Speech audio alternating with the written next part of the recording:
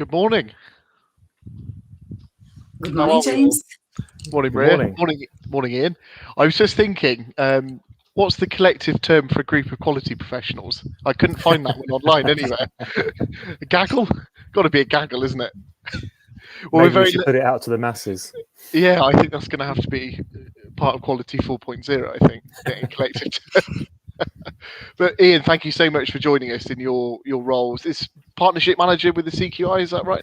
Yeah, so commercial manager at the CQI, and you're right, one of my main roles here is to manage the relationship we hold with our 37 corporate partners, of which, delighted to say IMSM are now one of them. Yeah, we were checking out the logo page this morning. It's great to see us either side of Rolls-Royce and Jaguar Land Rover. So certainly some great companies there. And Absolutely. Maria, great to see you again. Thank you for inviting me, James. Always lovely talking to you guys. Maria, who's on the end of the vortex, who's just completed another ISO lead auditor course. I think is qualified as well. What was the course last week, Maria? The course last week was Business Continuity, ISO 22301, one of the most urgent at the moment, in combination with 27001 because of the NISA regulation, in my opinion. No, absolutely. Maria's certificate wall is slowly cascading because she's going through lead auditor course after lead auditor course, which is great. But no, so Ian, we've really ramped up with you guys, I would say, in the last few months. Obviously, come out of the tail end of the pandemic, hopefully now, and really focusing in on this great opportunity that our two organisations have got. And we sent over our course description this morning, our video description, and the main area we have in common, I think, across many other things, is that we are helping businesses to do things better. That's the bottom line of it, isn't it? And CQI, obviously, they over 100 years of doing this now. I noticed over a few years. Is that right? Absolutely, yeah. Well, 101 now. So yeah, we celebrated our centenary in 2019. So yeah, it's been a very long time, and things are evolving very quickly. And I think with the world the way it is at the moment, we're evolving at a quicker pace than we ever have done. Yeah, absolutely. I think recent events have only spurred that on even more. Yeah, absolutely. Interesting, because we, at least my short time working in quality as a field, we've always been talking about Quality 4.0. Yeah. What I found really interesting, if you look at the timeline for when that started becoming a concept, was actually when IMSM formed. It was 1994. We started doing what we were doing, which was really the main breeding ground for ISO 9001, but really looked like CQI really started stepping up their corporate partnerships at that stage as well, and their involvement within the British quality community, which is great to see.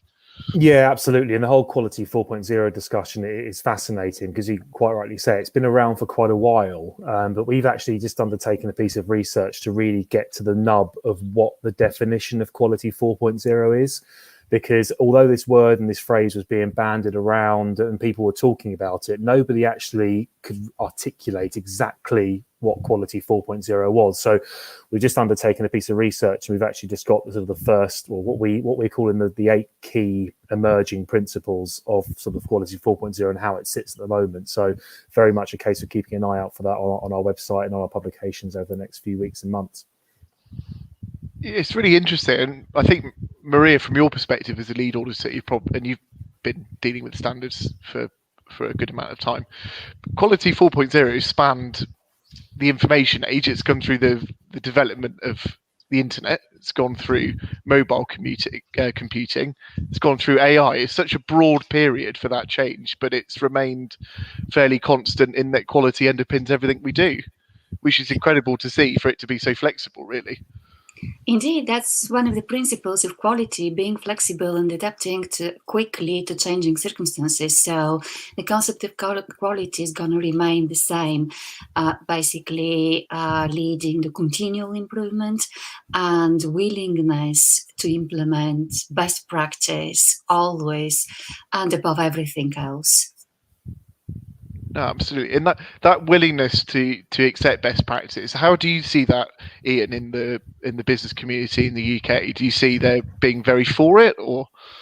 I think it presents both a risk, but also a huge opportunity of where quality professionals position themselves here. There's a massive opportunity for us as a profession to really position ourselves at the cutting edge of this. And what we always speak about is that left shift, so moving quality left in that process. And if we can really grasp all these new concepts that are appearing and developing, then I think there is a massive opportunity here to embrace it and really, really promote quality and push it forward. And are you seeing a diversity in the kind of people that you're talking to when you're discussing quality? Because one of the themes that we've been talking about more recently is this transience within the quality community.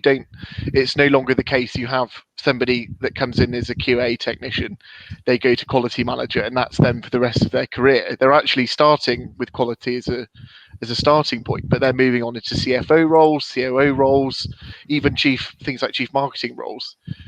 Massively diverse talent pool, and it's no longer that small channel that is quality.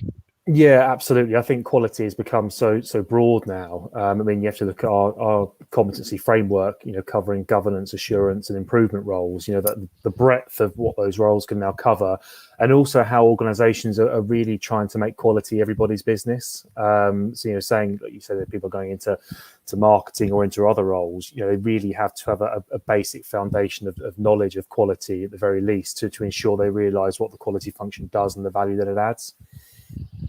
No, completely. Actually, as Maria will know, when we go into small businesses to implement things like ISO 9001 and ISO 27001, one of the main things that we say, usually to a business owner at the front end, is that at the end of this process, everybody's going to become a quality manager in their own right.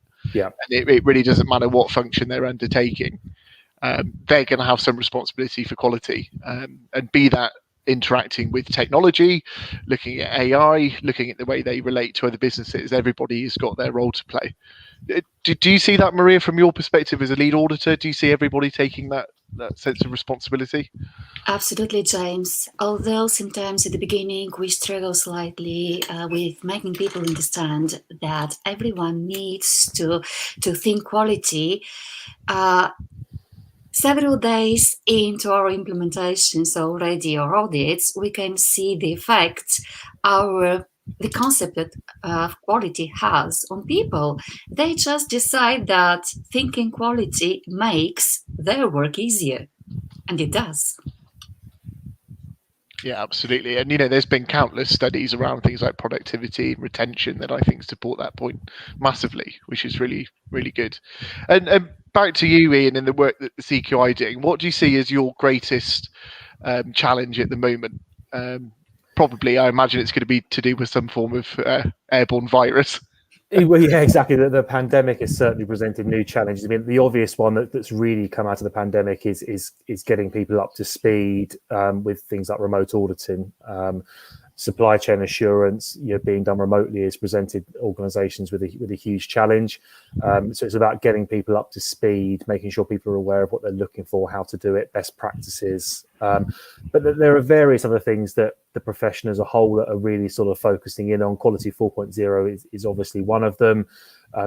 Cost of quality, culture of quality, which we've already spoken about in the beginning of this conversation. How do you really sort of put that culture of quality across your whole organization?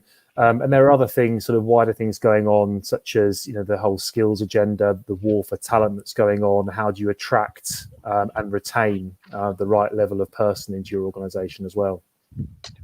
And I've got to say, from our perspective as a member, and probably one of the smaller members, I would say, out of the CQI's sort of pool of corporate partners, you guys are definitely leading the charge on that and doing a really good job with it, because we see you as that voice in the community. We see you as that that conduit for us to get our views across as a quality consultancy, but equally see what challenges the industry is facing, and it allows us to review and adapt our way to doing what we do. Yeah, and I mean that's one of the beauties of the corporate partnership, and it's named corporate partnership rather than membership for a reason, because it very much is a two-way process, and that's one of the reasons why it exists. It's there to elevate the profile of the profession, which very much works in two ways. From the CQI's perspective, having the organisations that we have behind us sort of backing us when we're speaking to key stakeholders in the profession is massively important. But as you said, for you guys, doing things like this, promoting the fact you are corporate partners to your clients and your stakeholders is again serving to elevate that profession, but also shaping the profession as well. So CQI has a vast array of technical expertise within our organisation, but there's nothing quite like also hearing it from the shop floor and hearing what you guys are doing, what you guys are hearing, what all the other corporate partners are up to, what's working for them, what's not working, what are their big pain points. No, absolutely. And I would wager the fact that we wouldn't have adapted as well as we have throughout this situation without the help of the CQI. And I think Maria hopefully would agree from the delivery perspective, having guidance on things like remote auditing and how you're implementing into clients remotely with them going through the situation that we're in, it's been hugely valuable. We haven't acted as a lone wolf with it. We've been part of a much bigger pack, and having that support has been really invaluable. Absolutely, and that really is, and that's the final strand. The final strand of it is enable through all that work we do and sort of putting our work streams together on our work programs and the tools and services, the events that we run, is essentially enabling organisations to run more strategically. So enabling managers to run their teams better, enabling professionals to do their day-to-day job to the best of their ability. Absolutely, and I think that shoehorns in with ISO. Really, it's all those underpinning ISO principles that you guys are espousing in your work, which is fantastic to see. Yeah, absolutely. Great stuff. And I think we've got some form of presentation. Yeah, I just thought I'd share a few slides with you. I mean, we've probably covered some of the content actually in our initial chat, so there may be some things that I will skip through. But certainly, just to give you a bit of an overview of the CQI, so that why we are here, what we do, a bit about the corporate partnership, and then just very briefly touch on the 4.0 work that we've just covered again in our conversation. So take it you can the famous remote words. Can you see my screen? Yeah, we can see it. Indeed, we can. Absolutely. And none of us are on mute, so we don't need to say that one either. Perfect. So I think we're all good. So yeah, flicking through. So some of this we've already mentioned, so I won't dwell on it too much. But the CQI is the only chartered institute representing the quality profession around the world, and we were awarded Royal Charter status in 2006. So our charter sets out our charitable purpose, our powers, and our constitution, and can only be amended following approval from our corporate partners, Privy Council, and endorsement from the Charity Commission. And in terms of our mission and our vision, I won't read that out because it's on screen for you, but you can see sort of what our mission is there and what our vision is. And the essential message that runs through that is captured in the vision: a world in which organisations of all types and sizes, can provide outstanding value for customers, stakeholders, and I think which is becoming more important, wider society. In terms of a bit of history, James, you already mentioned, you've done your homework. We were established in 1919. We've got 19,000 individual members across 100 countries, and that includes CQI members and IRCA certificated auditors. We train 60,000 delegates a year via 100 approved training providers. Again, that's a global network. We have 37 corporate partners, 10 special interest groups representing individual sectors such as construction, defence, rail. And we're a relatively small organisation, so 50 staff based in London and Tokyo, although for the last year we have been spread across the home counties of England, as most people have working remotely. And kind of how do we do that? So we lead the quality profession by helping to develop your quality management knowledge and skills. So setting standards and supporting you and your company to put these quality management principles of governance, assurance, and improvement at the heart of everything you do. And that really forms the CQI framework, which was formed, I think, about 8 years ago now. So these are the key sort of 5 competencies we see as being crucial to a successful quality professional and also organisation. So governance: do you have a clear and complete strategy? Assurance: can you prove it? And can you demonstrate you're meeting those requirements and that your processes and procedures are effective? An improvement, simply how can you do it better? Are you constantly improving, constantly evolving? At the center of it, which I think is quite important, is leadership. And again, it's that quality culture. How do you set a good example of governance, assurance, and improvement across your organization? And of course, the context, which sort of wraps around that. So is your organization considering business, legal, political, economical, social, and technological landscape, particularly at the moment with Quality 4.0? And now, that model sorry. fits. That model fits pretty much hand in glove with the ISO Plan, Do, Check, Act, the whole context of ISO. I think I Absolutely. saw Maria perk up at that because she's probably been head in the book for the last few weeks. Would you agree with that, Maria? It really is. Absolutely, yeah. That's the most important part. And James, most organizations, when they start implementing their management systems, forget about how important the context is. So, and when they think context, they focus extremely on their customers.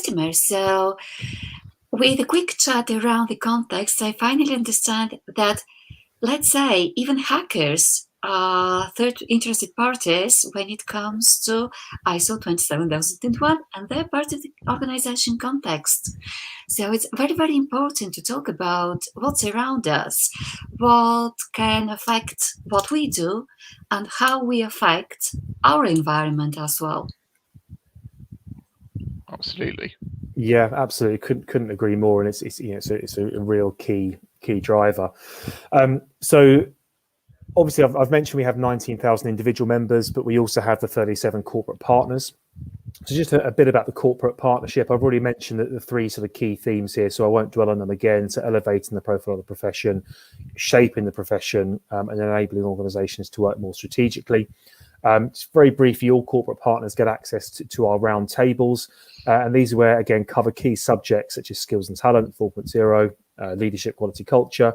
And these are, we really find that, a great events for really shaping the profession, driving future initiatives, and really, again, having that two-way communication and dialogue between us and our partners, but also the networking and kind of benchmarking that's available to our partners is also a key element of the partnership. And you mentioned, James, as well, in terms of the partners that are there. There are some real household names there from a variety of different sectors. Now, the key thing here is the networking, and you do have pockets from individual sectors such as defence, construction, automotive, maybe nuclear, which is great for them to be sat around a table discussing their own issues, but also that the cross-sector benchmarking and networking is hugely important as well, because there are certain sectors who do things differently, some through necessity, and there's a real sort of culture of learning through the partners about how to do things differently and how to keep continuously improving. Well, just really quickly on that, I think where we're finding a lot of value in is that you see those huge blue chip names there, those household names. A lot of our remembering predominantly we're small to medium sized businesses that we consult with to help them to gain ISO, but a lot of those businesses are forming part of those supply chains in front of you. I know I've got about 3 or 4 personal clients that deal with Leonardo, aviation, for instance, and understanding by sitting around a table with these companies, we understand their expectation a lot more. We understand their quality culture, their ethos. We're able to really leverage that when we work with these small companies, because we're in the room with them and we know exactly what they expect. So when it comes to developing a quality management system for them, hugely valuable partnership. And on the same breath, working with people like NQA and Lloyd's Register, 2 very good certification bodies in the UK, we can understand their requirements a lot more and how they operate. So even from that, we found it hugely beneficial. The networking is massively important, and for the same reason for these guys, as you mentioned, I mean, the MOD, obviously at the top of the defence supply chain, have got a lot of their key tier 1 suppliers around the table, so they can discuss things in more detail, which is hugely important for industries. I thought I'd just touch on, this is probably more of a conversation piece really, because we did touch on quality sort of 4.0 and the changing landscape. There is a bit of history on the CQI website if you want to go back and do a bit more homework, James, to learn about how quality's evolved over the last 100 years. But it really, really focuses on these 4 external drivers. So technology, which we've spoken about, the whole change in societal values. So how people's buying behaviours are very different now. People's moral compass a lot different maybe than what they were sort of 20, 30 years ago. Demographics of society is very much changing, and also global trade. Now we live in a very small world compared to what we used to, and there are whole new sort of regions and countries sort of popping up in supply chains and global trade situations that maybe wouldn't have done again 10, 15, 20 years ago. So I mentioned the quality sort of 4.0 research program, and just a bit of food for thought really. So the working definition, which is we've arrived at so far, is for quality 4.0 is the leveraging of technology with people to improve the quality of an organization, its products, its services, and the outcomes it creates. And I mentioned the 8 key principles, and it's worth keeping an eye out for these through our publications and on our website, because these will be expanded in more detail. So there's a whole piece around co-creation of value with your customers and working closer with your customers to really create that product of what they are looking for. And Uber is a great example of this, of how customers have really worked with that organization to make them the organization they are are today. Mutual trust, cybernetics. One thing I think, again, we already mentioned, the whole rapid adaptive learning, the constant evolvement of what's happening. You need to keep up with what's going on. Data value, transparency and collaboration, hugely important. Technology and combined intelligence, and cyber physical systems. So those are the things that we see at the moment as the sort of real sort of key principles, and that we will be providing information and support on over the coming weeks and months, and they will form the part of our R&D program over the next 12 to 18 months. No, fantastic, and hugely pertinent issues as well, which we see. I think we see more, even very small businesses, you're talking under 20 employees, that probably historically had no interaction with the quality community, but these businesses recognize most of those topics as being hugely important to their success. And I think that their existence really going forward, they're having to address a lot of those areas. So really, really good to see. Yeah, and so anyone who's interested, Quality World will be out shortly with that article in and that sort of toolkit in. There's an infographic in the middle going into those 8 principles in more detail. So would very much encourage anyone who has access to that to get on there and have a look. But I'll stop sharing now, because that's my bit done from the presentation perspective. So I think we're all back on screen. No, really appreciate it. And moving away from really quickly from Quality 4.0, what do you think the most exciting part of the rest of the year could be for the CQI, and what are you looking forward to the most? I think the unlock, if we're being honest. Generally, I think it's gonna be challenging, but I think there will be opportunities there. I mean, personally speaking, I'm actually just looking forward to getting out of my own bubble in my dining room or in my spare room, and actually getting out and meeting and speaking to people again, and really getting into the nub of their issues and how we can work with people moving forward. And I'm really looking forward to actually now looking at the sort of the learnings people have taken out of the last sort of 12 to 14 months, because whilst we know it's been a real struggle, there have been some benefits, and there have been some improvements that have been made over the past 14 months. So I think it's going to be really interesting now to see how organizations implement those changes over the next sort of 6 months in the unlocking world of work. I'm going to just steal your answer, because I couldn't agree more with it from our perspective as well. I think you must feel it, Maria, as an auditor as well, as a lead auditor. You want to see probably some physical evidence of what you've been doing to help companies and how they've adapted. Absolutely, I'm sure. yeah. Indeed, James, it's so nice to go face to face and audit people, talking to them, watching the environment around, being able to spontaneously interview other people around, so getting a better image.